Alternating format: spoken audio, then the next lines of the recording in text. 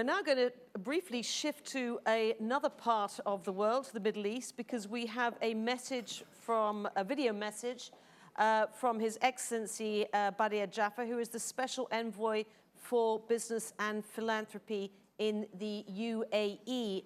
Unfortunately, he couldn't be with us in person because he's at the COP29 conference, but he wanted to share his thoughts on the importance of governance and succession. Badr Jafar. And I think we have Dear friends and colleagues in philanthropy, please forgive me for interrupting your enjoyment of the stunning views and the even more stunning company. I only wish I could be with you in person to enjoy both, and I promise that I won't keep you away from either for too long. I'm sure that, like me, you're very grateful to Lady Edwina Grosvenor and Ben Morton Wright, not only for making today happen, but for everything that they do for our community. They help make us more than the sum of our parts. And it's by being more than the sum of our parts that we can maximize our collective impact. That is their goal, and it's also my goal.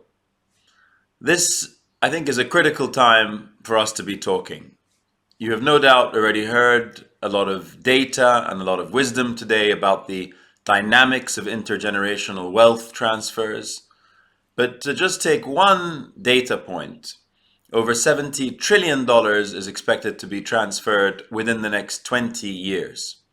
And with this huge wealth handed down to millennials and members of Gen X, the opportunity for boosted impact is major.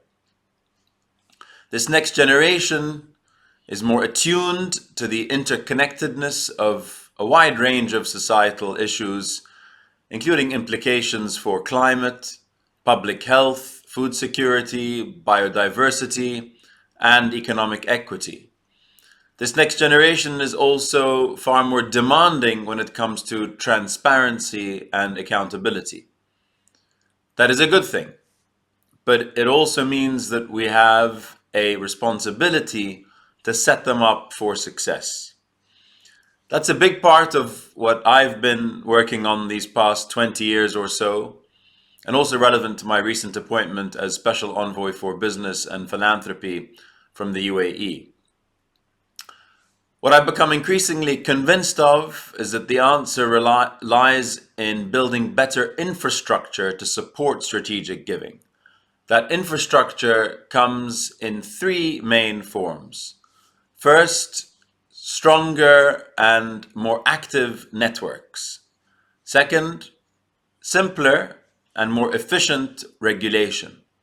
And third, better philanthropic governance backed by solid data and evidence. I don't think I need to convince you about the power of networks. The fact that you're all gathered today tells me that you get it.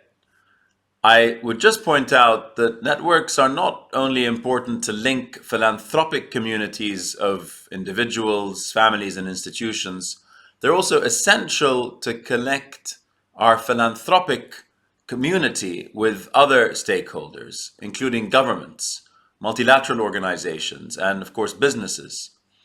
I've lived the transformative power of such multi-stakeholder networks. I've seen how bringing together philanthropists, institutional givers, business leaders, and policymakers strengthens relationships, builds trust, and uncovers new ways of working together and scaling impact. This all-important trust and the relationships that rely on building it are also massively important for the second form of infrastructure our next generation needs: effective regulatory frameworks. Now, some countries are better set up than others, but the overall picture could be a lot better. In some jurisdictions, there are no frameworks to empower strategic giving. In others, legal frameworks exist, but are burdensome and restrictive. All of this adds up to a brake of sorts on philanthropic capital. All of this reduces the impact this potentially catalytic form of capital can have, which is why it's essential that we combine our voices and use the trust and relationships that we have to encourage and advocate for better regulatory environments that can see philanthropy thrive. But we also have to be honest with ourselves in order for us to stand a chance at really moving the needle. We must back up our good intentions with facts, with data, and with evidence. And of course, with robust philanthropic governance. And that's why I'm partnering with a number of educational centers of excellence to launch centers to study the practice of philanthropy across Asia and other rapidly growing regions of the world. And it's also why I've been a steadfast supporter of the Pearl Initiative and its Governance and Philanthropy program in partnership with the Gates Foundation. Without quality data, our networks are blind. Without evidence, philanthropists and their foundations cannot make fully informed decisions. And on the theme of data and evidence, another essential part of philanthropic infrastructure in our regions is well-informed philanthropy journalism. I believe that Asia, and in fact global growth markets more generally, have been underserved in this respect, which is why I was excited to partner with Alliance, a non-profit media group dedicated to philanthropy that's been active for over 25 years, to train and place philanthropy journalists across Asia, the Middle East and North Africa, and Sub-Saharan Africa.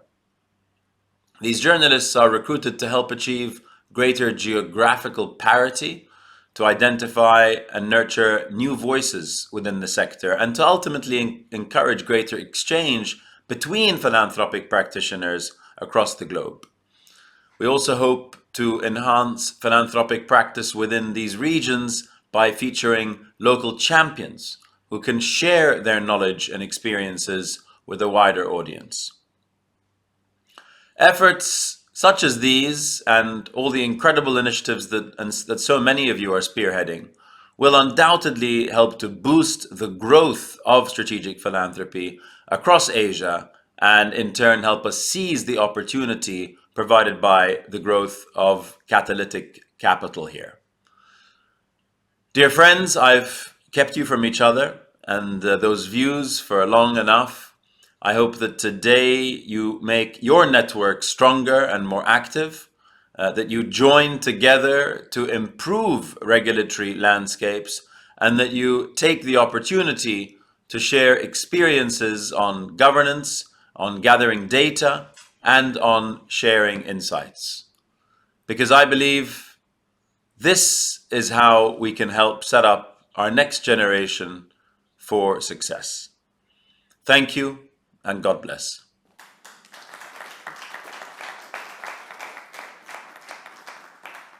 Well, thank you to Badr Jafar.